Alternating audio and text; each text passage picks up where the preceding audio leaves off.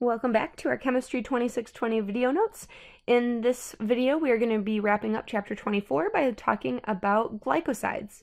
So let's just remind ourselves momentarily that monosaccharides can be our starting point here, and that outside of the body, right, this is another outside of the body reaction, we can do reactions that we would normally see where we can take an alcohol, add a little bit of acid and an amine, and end up with a nitro group attached there instead. And so in this case, this is a really great example of having anomers. Remember, anomers were molecules that were a pair of enantiomers where the difference in the chirality centers happened at the anomeric carbon, right? So these are called anomers. Now, these are two different types of N glycosides.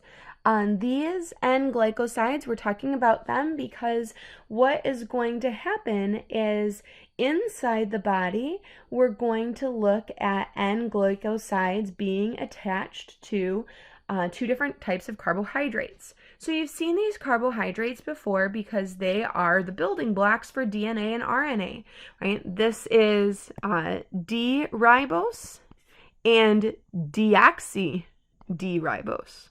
So let's look at the difference between these. You're going to notice that they are remarkably similar. We start with an oxygen, we come over here, we see a CH2 group with an OH up top here and here. We come around, we see an OH group pointing down here and here. We come around, we get to this carbon, and that's where our change happens. So notice how there's an OH at this position and no OH at this position. Right, so deoxy is D means without, oxy, oxygen, so we're lacking an OH group.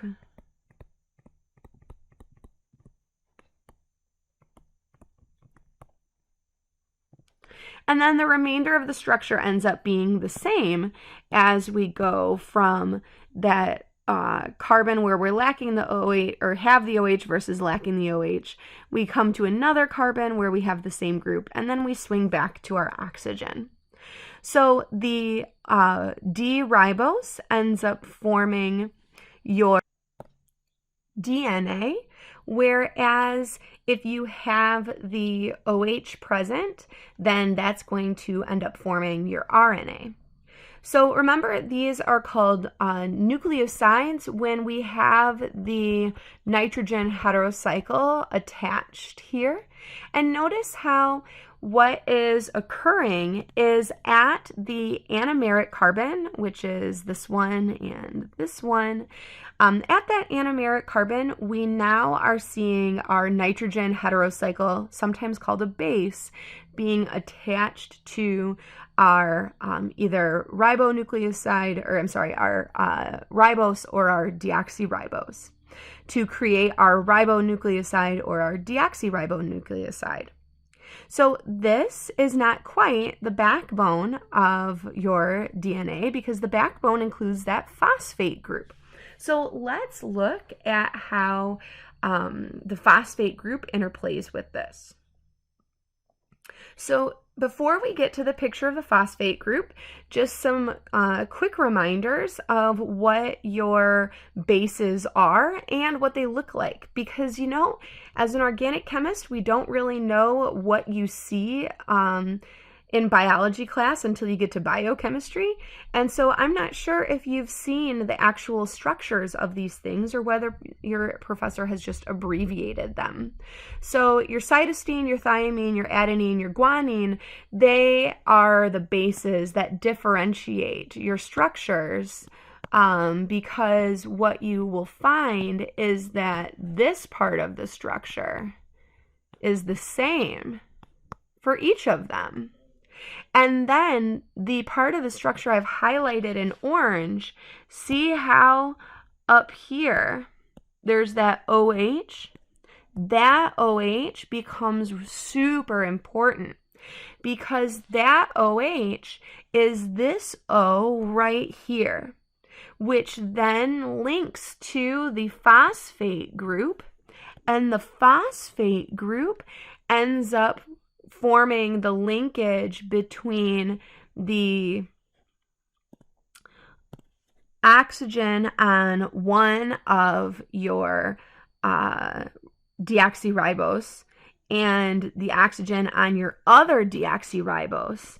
And so that links these nucleosides together. And remember, once that they have been linked together with that phosphate group, the name changes from nucleoside to nucleotide.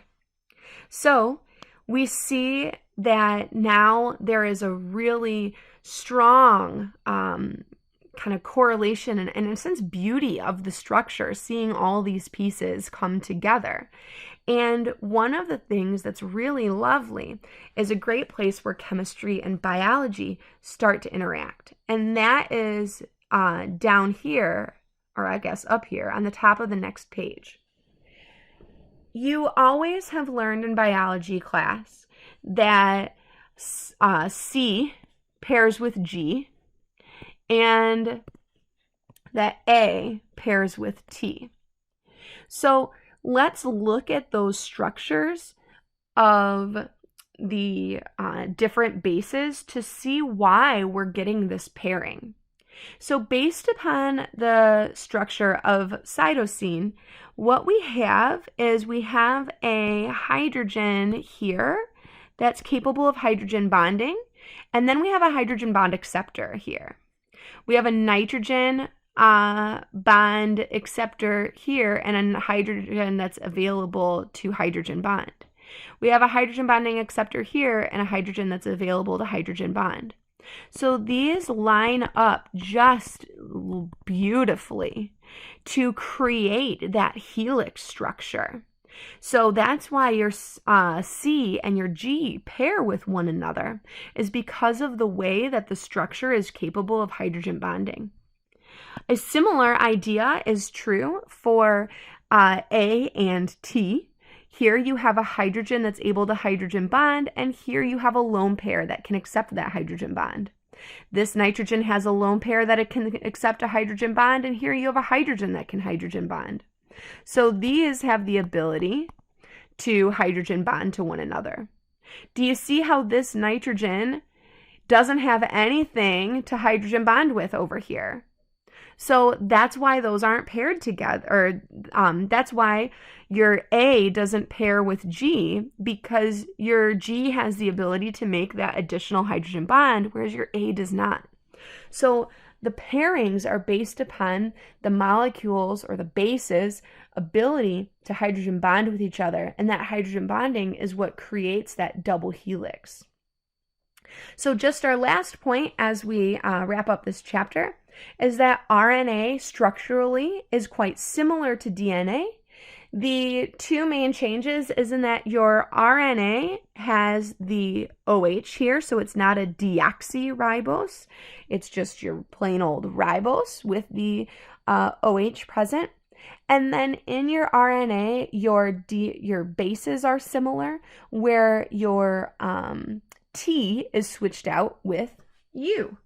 So uracil replaces thymine. And we see that here, where our uracil is now in place of our thymine. So I think that's probably it for chapter 24.